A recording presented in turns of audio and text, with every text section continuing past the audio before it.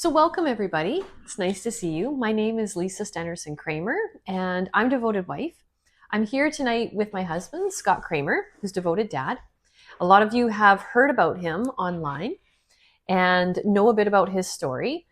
And he's basically just received a lot of positive feedback about what he's been sharing online lately. And we decided that maybe we would actually do a full-on podcast just as, an average Canadian couple, right? Going through everything that all the rest of you are going through right now. And so we just thought, let's start a conversation and see where it goes. We're just here to be authentic in our living room, right? Nothing fancy. Again, we're just average Canadians. But, there's a lot of beauty and a lot of power in being just average, regular, everyday folk. And we want to celebrate the beauty of life in all of its forms. And so that's what we're inviting you to join us in. So Scott, how are you tonight, honey? I'm good. I'm good. And well, thank you for joining me today and on the Devoted Dad podcast. Yeah, absolutely. I've been trying this podcasty stuff for the last year or so. I've been interviewed by other people and I've shared my story and it just I'm starting to get used to it, being in front of a camera and talking to people and sharing my story and it's been quite the journey. Getting over the nervousness and the challenges that that you have on getting in front of the camera. Because it can be, you got to get over yourself, your own ego, your own, getting in front of a camera and thinking maybe people might think you're stupid or you're not doing it perfect or you're not doing it right. But you know what? My attitude is just jump in with both feet. Even if it's crappy, it's no good, eventually we'll get better with more practice. So that's right. Here we are practicing away. So, And we're just real people, right? Talking about real subjects, and just wanting to share. So, I was meditating on it earlier about what we could actually talk about tonight, and what came to me was just to share a bit about stress, because I don't know about you guys, but I've been going into the stores and hearing all the happy Christmas music. Merry Christmas this and Merry Christmas that. And not many of us are looking very merry right now. I think a lot of Canadians are extremely stressed out, and the holiday season just kind of exacerbates that. So let's talk a little bit about stress.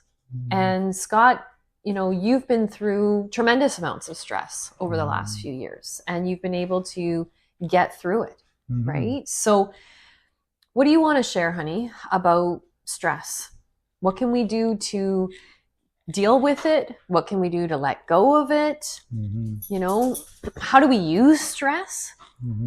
Yeah, well, stress to me is an unrealized expectation. Okay. Stress to me is a state of mind or a state of being that we put ourselves into. We usually have this idea in our minds of how things should be or the way things should be. And but as we know with life, things don't always work out the way that we think things should work out. Ain't that the truth? A lot of times we have unrealistic expectations, and we have all of these expectations from when we were children, that we're going to have the house on the hill with the 2 fancy cars and the expensive furniture and clothes and the trips to Hawaii every year, and life is just going to be perfect and there's going to be no problems or no stress or no challenges at all in life. And to me, that's kind of unrealistic. We're inundated by the messages from society or from the media or from others that this is the way life should be. I mean, I remember growing up when I was a kid watching the movie Home Alone. I mean, here's this family, they got 8 kids, and they're living in this huge house, and they're all going to Paris for Christmas time, and everybody's being flown to Paris. Oh my God, the flight bill would have been over $10,000 easily, or $20,000. So, but the way it's presented is like that is normal. Yeah. That's the way life should be. Yeah. Very unrealistic. And I find that a lot of people, when it comes to Christmas, they set the same unrealistic expectations around Christmas time. That in order for Christmas to be happy and jolly and peaceful, and you know, we have all of these advertisements on TV. We have all of these, you know, all of these messages around us that, you know, everybody's got to be sitting around the perfect fireplace with the perfect Christmas tree, in the perfect home with the perfect big fat turkey and all the Christmas lights. Everything has to be absolutely perfect as to how we think Christmas should be. So Christmas becomes about what we think it should be. Yeah, fair enough. But really, what is the essence? What is the truth about what Christmas is? You know, for me, it all boils down to that the truth is that it's a sacred, holy time. You know, that it's a time for family to be together, and it's a time for family to celebrate one another. And I think it's a time for a love, joy, peace, and serenity. No expectations. And for me, I think that you know, Christmas time isn't about the gifts or the materialism that's behind it. You know, it's a time of peace and serenity. Yeah, sure, if you feel like giving each other a gift or 2 or 3, I mean, that's fine. You know, I mean, but it shouldn't have to be a mountain of gifts underneath a tree, and that's what's going to make me feel fulfilled, or you think you're going to make somebody else feel fulfilled by the amount of gifts that you have under a tree. Yeah. You know, it's the best gift at Christmas is, you know, the best present that you can give is your presence. Absolutely. 100%. Yeah. And a lot of times, you know, at this time of year, some of the best memories are when not opening the presents, being present with your kids or with each other, and you're out tobogganing afterwards. You know, you go tobogganing, or you go for a walk, or you go, you know, you the smiles, the laughter, the jokes, you know, the fellowship that you have with one another. Now, that's the essence of life. It's not the things of life. It's the essence of life. Yeah. It's the essence of Christmas. It is this moment, whether you celebrate Christmas or not. I mean, we're just using this holiday as an example of unrealistic expectations. That's right. And Canadians have been, you know, I mean, we hear about it all the time, right? How challenging things are for Canadians right now, financially. And, you know, we see it as well with real estate clients and whatnot too, right? People are really stressed out right now.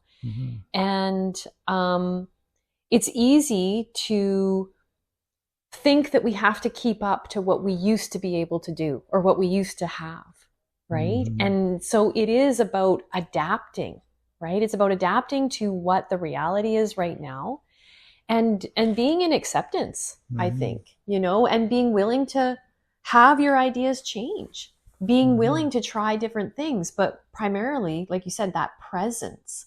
Is Christmas about presents or presence, right? And I just see, you know, for myself, I see a lot of people looking around in the stores, and they're just sort of glazed over. They look stressed, they look harried, they look unsure and uncertain, is this going to, break the budget? Am I going to be able to afford, groceries and rent if I buy a bunch of gifts and, different things like that, right? So people are really struggling right now. And we need to just be honest about that, just be honest about the struggling feelings, but then look at, okay, how can we let these feelings go, right?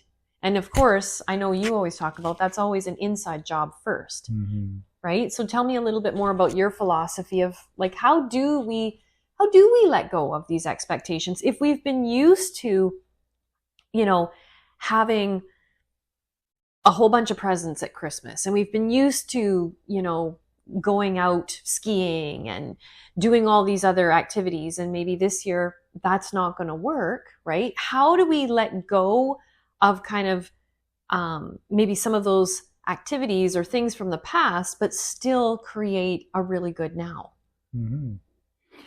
Well, the thing is that, hey, if you have the money and you're in a really good financial situation, yeah, sure, buy as many gifts as you want and, go on as many trips as you want. But that's not the reality for 98% of the people that are out there. Yeah. What probably, the way I see it, that courage is integrity. Okay. And integrity is the ability to say the most important word in the English language, which is no. And courage is be able to have the integrity to set boundaries and having realistic boundaries. That you can set the expectation, by communicating and saying, no, we're not going to have a big materialistic Christmas. Yeah. What we're going to have, and these are the boundaries, is that we're going to set limits on what each one of us are going to spend. And having the courage to say that, and having the integrity to say that, in order to, so that everybody knows. And everybody will actually respect it and actually appreciate it. Yeah. And it's about having the courage of not, that the courage to disappoint. That's a hard one for women. Yeah. I'm thinking there's a lot of ladies out here just with the D word, man. That is one of the things that we avoid at all costs, right? Yeah, but it can't be avoided. That's not want to disappoint. That's not realistic either. Disappointment is a part of life, isn't it? Yeah. And sometimes we do have to accommodate to new circumstances, right? Yeah, so it's finding that place and elevating yourself to a place where you can have the courage, to be able to have authentic conversations with those around you and your family, and setting realistic expectations in the family. Because the one thing that you don't want to do is to put yourself at risk financially, emotionally, mentally, spiritually. Just trying to please and satisfy other people because you're afraid of what other people are going to say or think. Yeah, fair enough. And how do we, and that's an inside job. That's something within ourselves. Yeah. That we need to look at. Yeah. It's hard. It's hard, but it's necessary, right? It's necessary.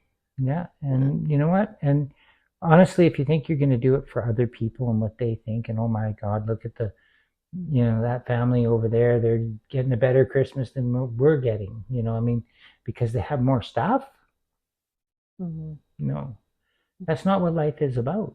Yeah. It's about the love you have for one another, the time you spend with one another, the presence you have with one another, the awareness and the unconditional, the undivided attention you have for one another. I don't, so the inside job of being able to elevate yourself to the level of courage and having that integrity to say no and set boundaries. You have to really look at yourself and become aware that maybe I am being a bit of a I haven't been able to set boundaries. Mm-hmm. Maybe I haven't been able to say no without a fear of retribution or retaliation Yeah. or whatever, or of Yeah. guilt and shame and those types of feelings. Things that are getting in the way of you having that courage to set boundaries and say no. Yeah. And the guilt and the shame and the pride, Well, pride is a big one. Yeah. I mean, for a lot of Canadians, we have prided ourselves on having certain, level of lifestyle and that kind of thing. And over the last few years, it's been really hard. And a lot of Canadians now are really, really feeling the brunt of it and realizing, okay, some things have got to change. We can't keep going the way we have been. But that's not the end of the world, right? One of my favorite Christmases was the first Christmas after my daughter's mother passed away. Yeah. It was the first Christmas that we had without her. And, we were just surviving. I had just got out of the hospital, and from surgery, and I could barely walk. I had a scar up. I looked like Frankenstein. Yeah. I was 147 pounds. It looked like I just walked out of a concentration camp. But I was bound and determined that we were going to have a Christmas, that we were going to have a dinner together, even though we were. But so what did we do? We went out and bought the cheapest dollar store Christmas tree that we could find, and we called it the Charlie Brown Christmas tree. We stuck one little thing of lights on it. Yeah. And I went out and I bought a turkey. I had no idea how to cook a turkey. So I was calling up my friends' wives. Okay, how do I do this? How do I make a turkey? And I put it in there. I didn't even have matching sets of dishes or anything else. Yeah. But you know what? I put this dinner together. It was the first time I cooked a turkey. First time my daughters and I spent the time together. And it was a very, very humble Christmas. It was, we were devastated financially, emotionally, mentally, spiritually. We were on the edge ourselves. Yeah. And, but it was my favorite Christmas because it made me realize that it wasn't about the presents. It was about my daughters and I being together and spending time together. Yeah. And to, in trying to get some normalcy out of an abnormal situation. Yeah. Right. 100%. And my daughters love it. They love the Charlie Brown Christmas tree. Every year we'll put a little one out, to remember that's what it's about. Like tiny little thing from the dollar store, and that's all we needed. And we gave each other one or two gifts each, and that was it. And we had a dinner, and then we watched a movie together, and it was beautiful.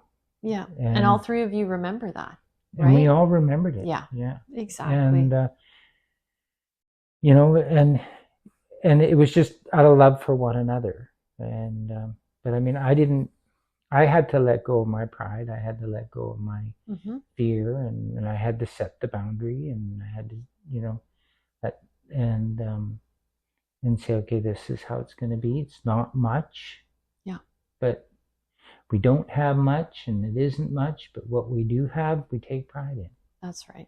And we're proud of our Charlie Brown Christmas tree. We're proud of the socks I got for Christmas. We're proud of, of spending that time together, in a most difficult, horrifying, terrifying environment, at that time, So there was a real essence of gratitude is what I'm hearing. Yeah. That gratitude was really like really one of the huge gifts actually, right? A non-materialistic gift that really came out of that time, right? So for those of you out there, right, average Canadians just like us, that are looking at this holiday season and just feeling already, we're not even in December yet, but already starting to feel overwhelmed, just know that it is okay to change your expectations this Christmas. It's okay to adapt. it's okay to say, you know what, we're going to be more in the spirit of Christmas this year than in the stuff. And I know that for our family as well, we've decided, I think more and more as we go along, right? As a couple, we've just realized, the materialism is definitely, it's not where it's at, right? And so just feel free to be authentic with people. And it doesn't have to be a huge, big conversation, right? But it can just be something as simple as, you know what? We're going to really have a loving, happy, heartfelt Christmas. And I think saying something like that to your friends and your family members, heartfelt, I think everybody can understand what that means, right? That's just my thinking. Anything else that you want to mention? Yeah, for all of you out there that, with this holiday season that's coming up, is that, if you've gone through a significant loss in your life, if you first Christmas without, a loved one, if you've gone through a divorce, a breakup, if you find yourself alone at Christmas time, just understand that you're not alone. Reach out, to friends, colleagues, family. You could volunteer. There's absolutely many different places that have Christmas events and places to go. Reach out to a recovery community. Reach out to whoever you can. Just understand that you're not alone, and just understand that we're here for you. We love you, and just stay devoted, my friends. Devoted Dad.